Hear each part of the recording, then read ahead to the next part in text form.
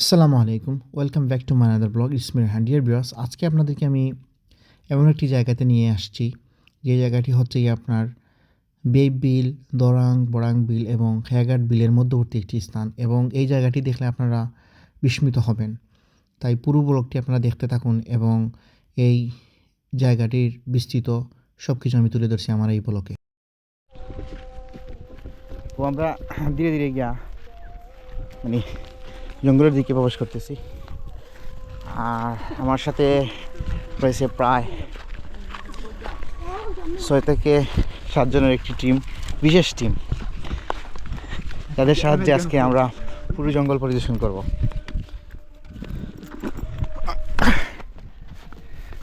এখন তখন দূরই বা নাকি তা বাঘটাক আসেনি, আগে আসেনি সময় তোমার তো লাঠি খেনে না হিয়ালটিয়াল আছে ইনো ইনো ইনো জঙ্গল কিতা ফাঁসি গাছ প্লেট আছে। এই ফাঁসি গাছ কেন মানুষ কিতা ফাঁসি লাগে মরছে নাকি তাই না? হ্যাঁ, তুমি তাই যে অত ছোটো ছোটো যাই তুমি রাও নানি।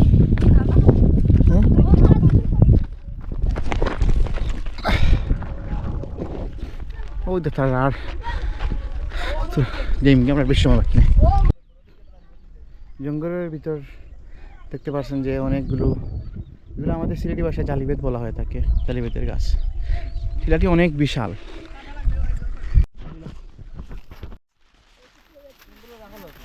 বড় জঙ্গল পাওয়া যায় আসলে এই জঙ্গলের ভিতরে 3 থেকে 4 জনের মতো রাখালও রয়েছে। আপনারা দেখতে পাচ্ছেন গাছগুলোর অবস্থা। আসলে এই জঙ্গলটি আমাদের পার্শ্ববর্তী এলাকাতে হওয়ায় তেমন একটা আসা যাওয়া হয় না, কিন্তু জঙ্গলের যত ভিতরে যাচ্ছি ততই গহীন অরণ্যে প্রবেশ করে ফেলছি। ধীরে ধীরে ভিতরে গিয়ে প্রবেশ করতেছি।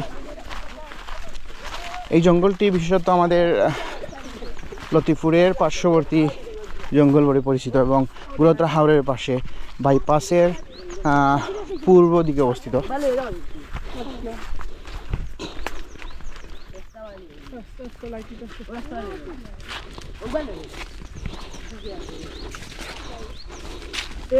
কতগুলো রাস্তা আছে দেখতে পাচ্ছেন, ওইদিকে একটি, ওইদিকে একটি। হ্যাঁ সামনে দিতাম এবার গিয়া কই যাইমু ফাঁসি গাছ মধ্যে বেশি দূরে নি। ওখানে একটি গাছ আছে যেটির নাম হচ্ছে যে ফাঁসি গাছ।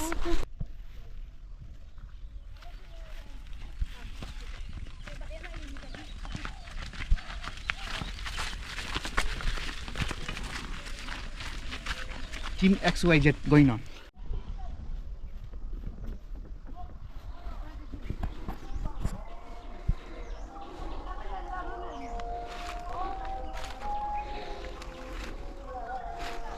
কত বিশাল! আমরা কোন জঙ্গলের ভিতরে প্রবেশ করছি। তারা জঙ্গলের ভিতরে আসলে তো ভয়ঙ্কর, যতটুকু ইজি মনে হয়। আগে এক সময় অনেক মানে যাচ্ছে অনেক শুরু আমরা আসতাম বা বুঝছেন। আমরা কিতা বা ই কিতা জঙ্গলে আমরা বেড গুটো হয়ে দিছি নানি। এটা এক ধরনের ফলের মতো, আমাদের আঞ্চলিক ভাষায়, সিলেট আঞ্চলিক ভাষায় এটাকে বলা হয় বেডকুটা। দেখি খাইবানি তুমি তাই এখন না তুমি তো রোজা নানি খাওসান দি এটা খাইয়া যাও।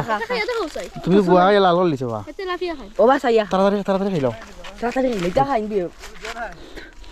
ইয়া ফলা গাছ বগাই মেরে বাইতরে তুই রোজা নাই কি লাইটা খাওসান একটু খাওসান কুইক কিতা কইতা কইলাও কিচ্ছু সেই মজা এগুলো সেই মজা।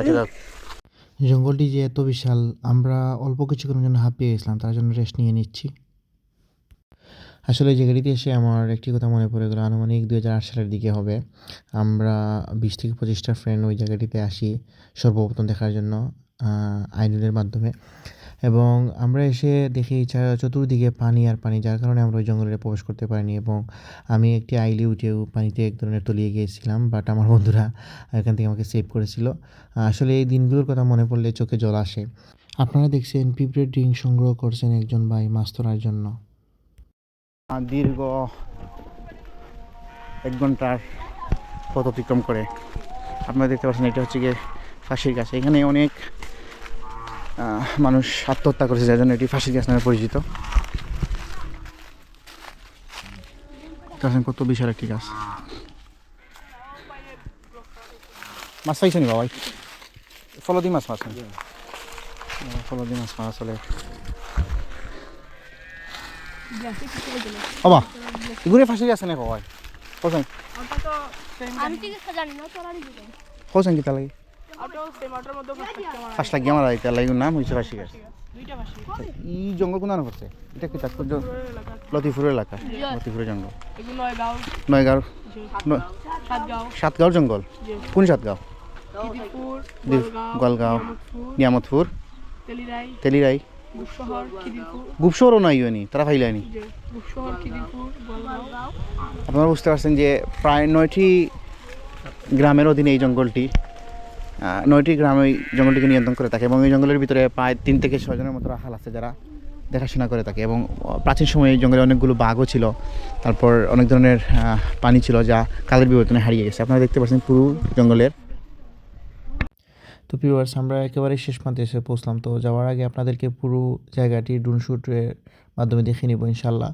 তো আমরা যদিও জানতাম জায়গাটি জঙ্গল বা এরকম কিছু, বাট ওইখানের কিছু লোকের কাছ থেকে জানতে পারছি যে এখানে অনেকগুলো কবরস্থান রয়েছে।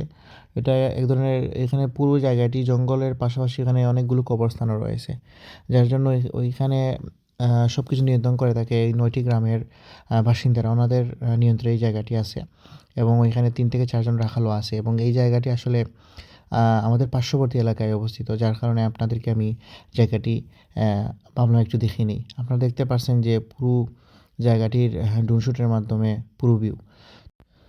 তো ভিউয়ার্স, আপনাদেরকে আমি শুরুতেই বলছিলাম যে এই জায়গাটি 3 ধারে রয়েছে 3টি বিল, যথাক্রমে বে বিল, দরাং ও বরাং বিল এবং খেয়াঘাট বিল। যদিও আপনারা দেখতে পাচ্ছেন যে 3 ধারে কোনো জলরাশি বা বিলের কোনো অস্তিত্ব নেই।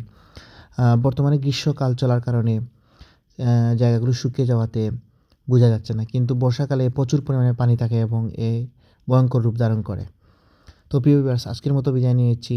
আমি রায়হান। অন্য কোনো ব্লগে আবারও দেখা হবে। আল্লাহ হাফিজ।